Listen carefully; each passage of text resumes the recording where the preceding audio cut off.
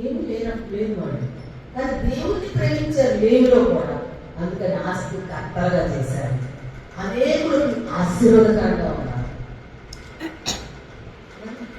విజయవాడ శాఖలో ఉన్నవాళ్ళు మేము ఫస్ట్ ఆ సేవ స్టార్ట్ అయినప్పుడు విజయవాడలో సరిగ్గా తినడానికి పూజలు కదండి. బట్టే ఇప్పుడు మా ప్రాంతం వచ్చిన సుధా వాళ్ళే కానివ్వండి, కేమలాత కానివ్వండి, కుమారి వాళ్ళు కానివ్వండి, ఆ ప్రాణం కూడా అంటారు కదా, అసలు వాళ్ళకైతే మరీ పూట కూడా ఎక్కువ ఉండేవాడు. ఇప్పుడు పరిస్థితి ఇప్పుడు వాళ్ళ కొడుకులు ఆఫీసర్లాగా ఉన్నారు. చదువు లేదు. ఆయన దేవుడు ఎంత ఇచ్చింది? చదువు లేదని ఇవాడే ఉంటున్నాడా? ఎంత ఇచ్చించారు? అందరూ ఉంటారు, హిందువులు ఉంటారు, తాను ఉన్నతమైన స్థితిలోనికి దేవుడు అమ్మ తీసుకొచ్చారు. నా విజయవాడ సంఘాలు చూస్తుంటే ఎంతో రిచ్గా ఉంటారు ఉన్నట్టుగా నాకు అనిపిస్తుంది. అనిపిస్తే కాదు, వాళ్ళు ఉన్నారు. మేము ఒకప్పుడు చూసినటువంటి పరిస్థితి, ఇప్పుడు విజయవాడ సంఘంలో ఉన్న మనుషులను చూసిన పరిస్థితి చూస్తే అబ్బో ఎంతమంది స్థితిలోకి వచ్చారు.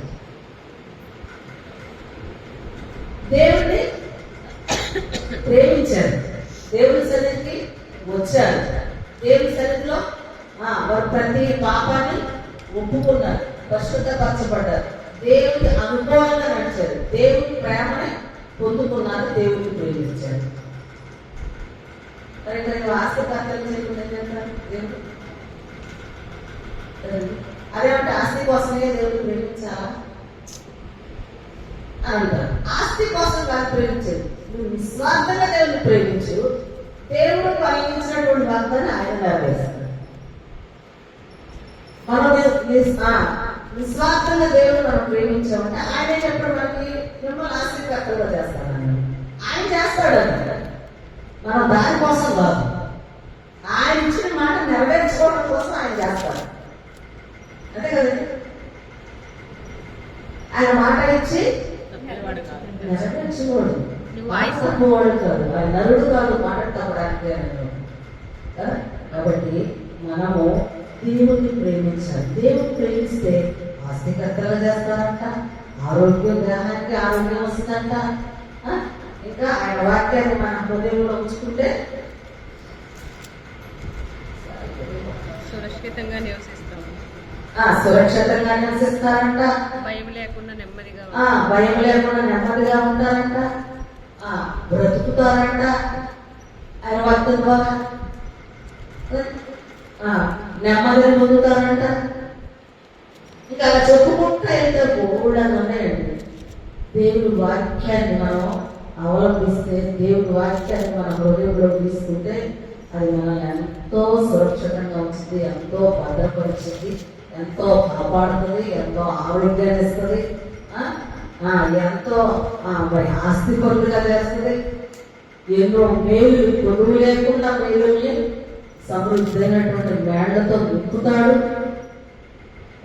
ఎన్ని దేవుడి దగ్గర ఎన్ని ఉంటే దేవుడి దగ్గర ఆడిందని మనిషి నాకు అర్థం. నాకు దూరంగా ఉంటే ఏమైనా చేయగలను, ఏమి చేయలేను. దేవుడికి దూరంగా ఉండి ఏమీ చేయలేదు. ఇన్ని ఇచ్చే దేవుడు మనకుంటే, దేవుడికి దూరం ఉంటాయి ఇన్ని పోగొట్టుకున్నాను కదా, పోగొట్టుకుని లోపల దరిద్రులుగా బతుకుతున్నాం కదా. దేవుడు ప్రతి మేలు పొంది ధనవంతులుగా అవ్వాల్సినటువంటి మనము ఎందుకు దరిద్రులుగా ఉన్నామంటే దేవుడి వాక్యాన్ని సరిగ్గా వినక, దేవుడి వాక్యాన్ని హృదయంలోనికి తీసుకోనక, ఆ శక్తితో ఆయన్ని వెంబడించలేక,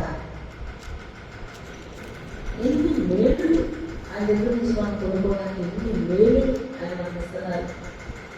ఒక్క మాట ద్వారా మనుషులు ప్రకటిస్తున్నారే, ఒక్క మాట ద్వారా అనారోగ్యాన్ని పోగొడుతున్నారే, ఒక్క మాట సెలవిస్తే చనిపోయిన వాళ్ళు బ్రతికారే. ఎంతో మంది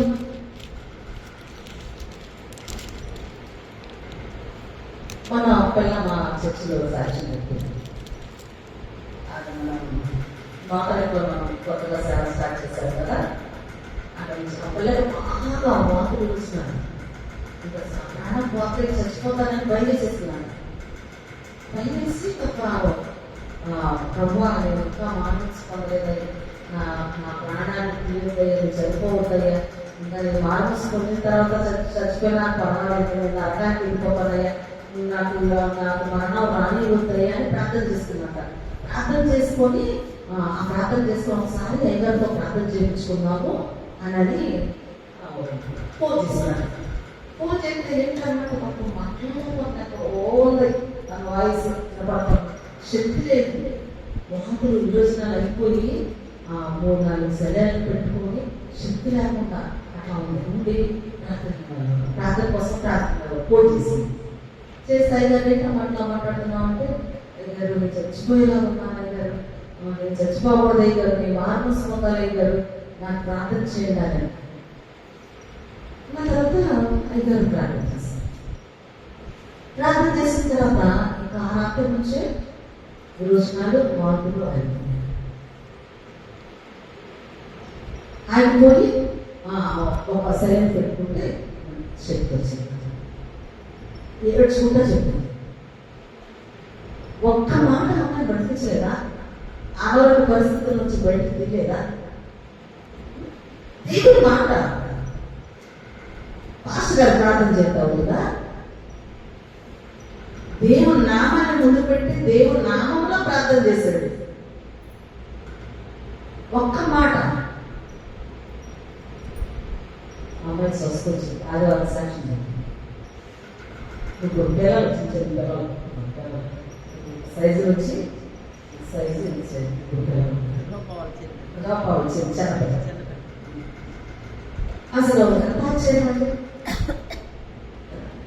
దేవుడి మాట మనల్ని బ్రతికిస్తుంది. దేవుడి మాట మన ఆస్తికర్తలుగా చేస్తుంది. దేవుడి మాట మన ఆరోగ్యవంతులుగా చేస్తుంది. మన దేహానికి శక్తినిస్తుంది. అలాగే ఇంకా అనేక దేవుని మాట బిడలేని వారికి బిడలిస్తుంది, ఇస్తున్నారు దేవుడు. అనేక మేలులు దేవుని మాట ద్వారా మనం పొందుకుంటున్నాం. అలాంటి దేవుని మాటను వినకోకుండా మనం పక్కన పెట్టేసామంటే ఏ మేలు మనం దేవుడి దగ్గర నుంచి పొందుకోలేదు.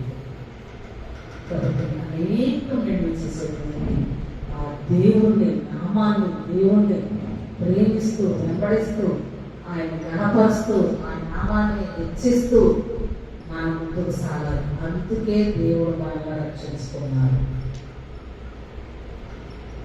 అందుకే దేవుడు మనకి ఎందరికో లేని ఆ రక్షణ భాగ్యాన్ని దేవుడు పాటించారు. మనల్ని ప్రేమించారు. అవన్నీ ఇవ్వటానికి మనల్ని ప్రేమించారు కనుక మనల్ని రక్షించారు. ఆయన ప్రేమ ఎంత విస్తారమైనటువంటి ఆయన ప్రేమతో మనల్ని ప్రేమించి మనల్ని రక్షించారు. కాబట్టి దేవుని మాట ద్వారా మనం ఆరోగ్యం పొందుకున్నాం.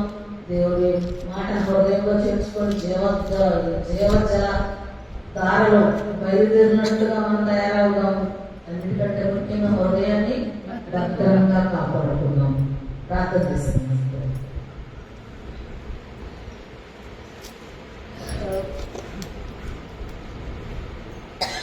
పరిశుద్ధుడా, ప్రేమ తండ్రి, మీకు నామంటే వందనాలు స్తుతులు నాయన. కృపగలిగిన దేవుడా, మీకు వందనాలు నాయన.